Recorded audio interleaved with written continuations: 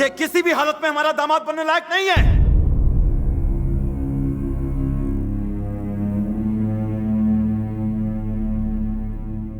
ऐसे लड़के को प्यार करती हो? हाँ, भूल जाओ उसे।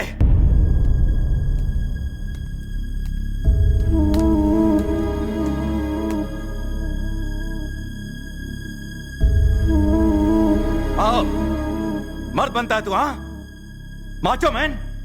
तुझे मर्दानगी दिखाने को मेरा ही गांव मिला था। 25 साल पुरानी दुश्मनी को चुटकी में बदलेगा, इतना महान है तू? अब तक तेरे टुकड़े हो गए होते अगर तू मेरे घर पर मेहमान ना होता। मैं तुझसे इतनी नफरत करता हूं, फिर भी मेरे घर की रोटी खाते हुए शर्म नहीं आती तुझे? छी! अपने प्यार भरे दो मीठे बोल बोलकर तूने मेरी भोली भाली बेटी को फुसला दिया होगा, पर मेरा और इस घर का दामाद बनने के लिए सिर्फ ये लड़की तुझे पसंद करे ये काफी नहीं है। फूफा पसंद करे, चाचा भी पसंद करे, बुआ पसंद करे, मैं पसंद करूं, तब तू दामाद बनेगा इस घर का।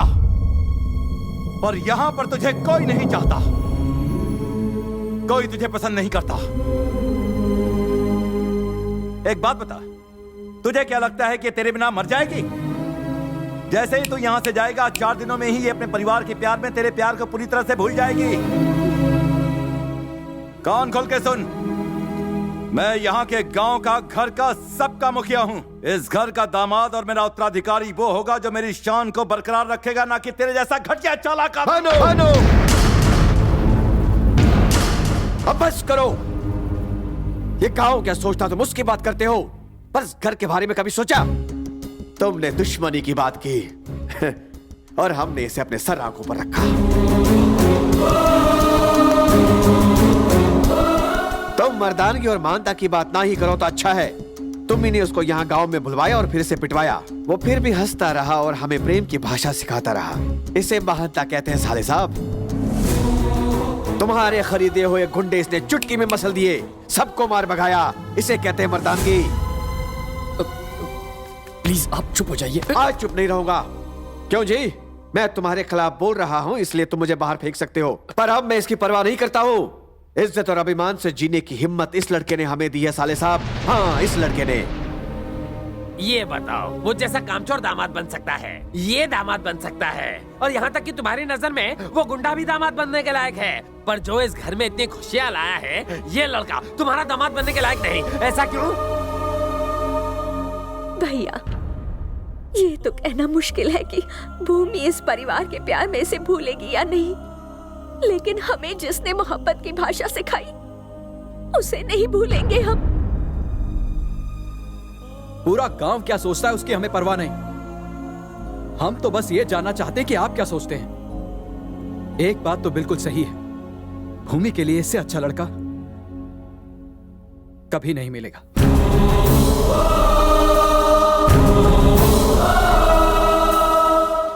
सर, अब आप इन लोगों की बातें मत सुनिए। ये लोग तो मेरी मीठी मीठी बातों के जाल में फंस कर आज तक मैं सोचता था कि ये प्यार और अपनेपन की वजह से मेरी इज्जत करते हैं, पर तुमने मुझे यह एहसास दिला दिया कि वो प्यार नहीं डरता।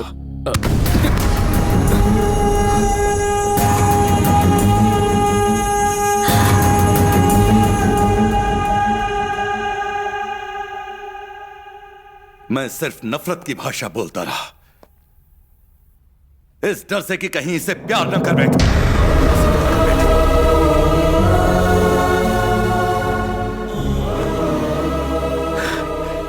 बचपन से ही मुझे बाप का प्यार नहीं मिला। सोचा था मेरी बीवी ही मेरी जिंदगी है, पर वो भी 2 साल में चली गई। उसके बाद यही मेरी जिंदगी है, यही संसार है, पर मैं उससे ये कह नहीं सका। पता नहीं मैं ऐसा क्यों बन गया। प्यार से बात करना तो मैं भूल ही गया हूं। मैं अपनी बहनों से दूर नहीं रह सकता था, इसलिए उनके पतियों को घर जमाई बना लिया।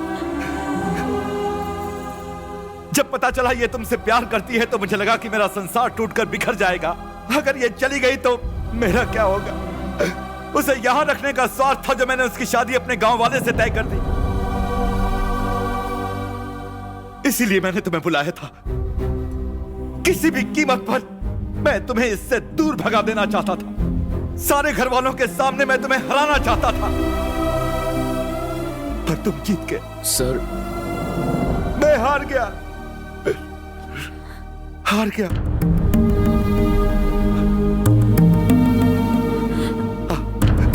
इधर आ, इधर आ।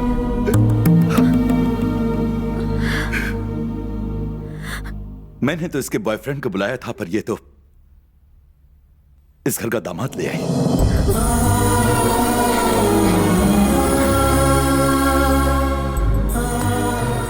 खुश रहो।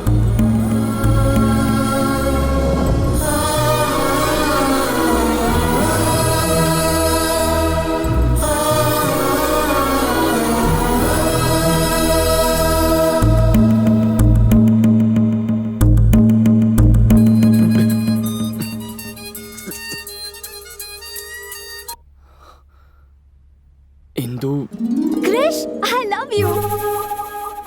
पता है मैंने अपने पेरेंट्स से बात कर ली है और वो मान गए हैं। मुझे तो बहुत टेंशन हो रही थी। I love you Krish. तुम्हारे पेरेंट्स भी मान गए?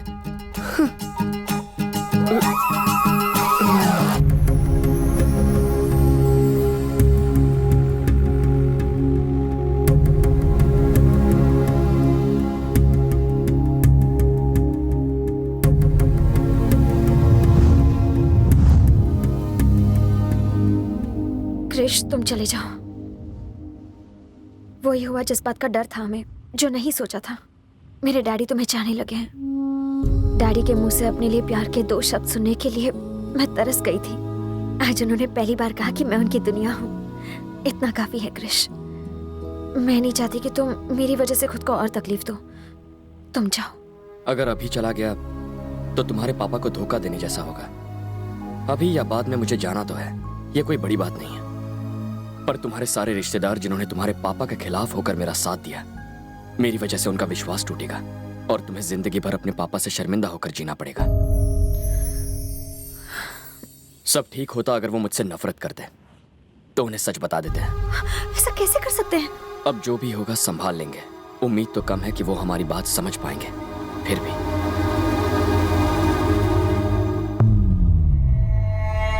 पहली बार मैं अपना वादा नहीं निभा पा रहा हूं।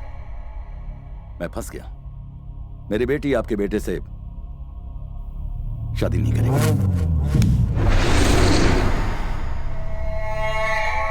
लेकिन तुमने तो मुझे जबान दी थी। अपना किया हुआ वादा तुम कैसे भूल गए भानु? जब वादा किया था तब बात कुछ और थी, अब बात कुछ और है। उम्मीद है कि आप मेरी मजबूरी को समझेंगे।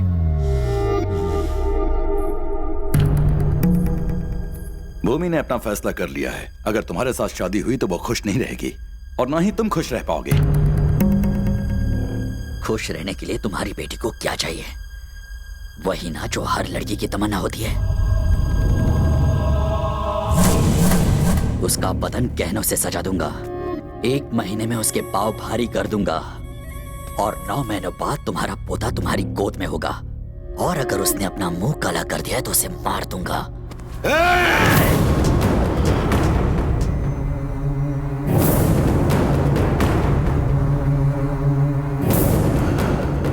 अपने दिमाग से यह ख्याल निकाल दे कि मैं तेरी इज्जत करता हूँ। मैंने उसे बचपन से चाहा है। मैं उसे किसी और की बाहों में नहीं देख सकता। साले, तूने ये सोच भी कैसे लिया कि तू मुझे इनकार कर देगा और मैं चुपचाप यहाँ से चला जाऊंगा?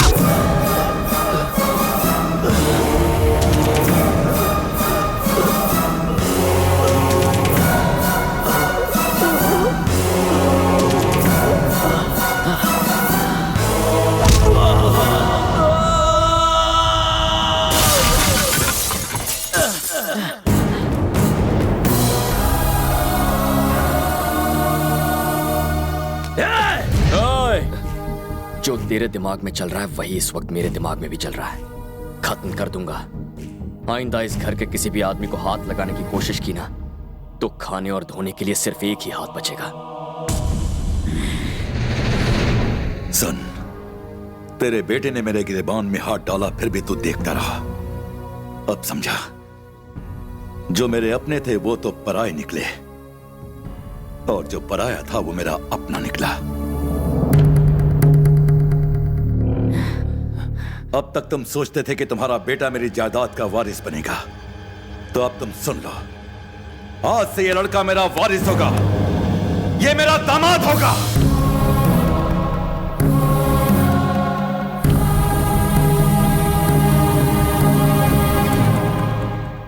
एक अजनबी पर भरोसा करके मुझसे दुश्मनी करने के लिए तैयार हो गए?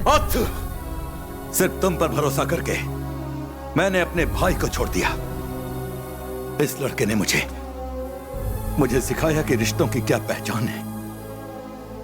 मैं अभी उसके घर जा रहा हूं। आज मैं अपने भाई के घर जाऊंगा और उसको इस घर में ले आऊंगा।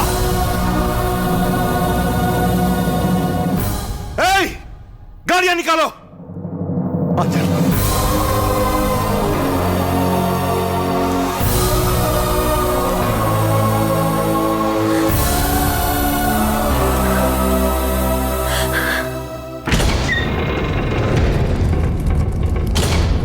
भैया,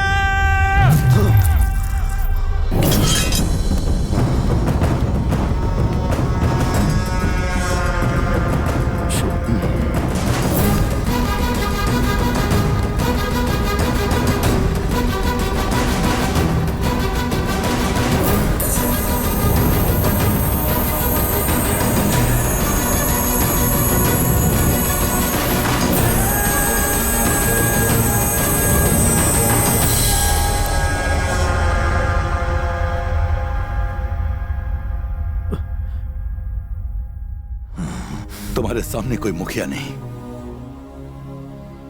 तुम्हारा बड़ा भाई खड़ा है।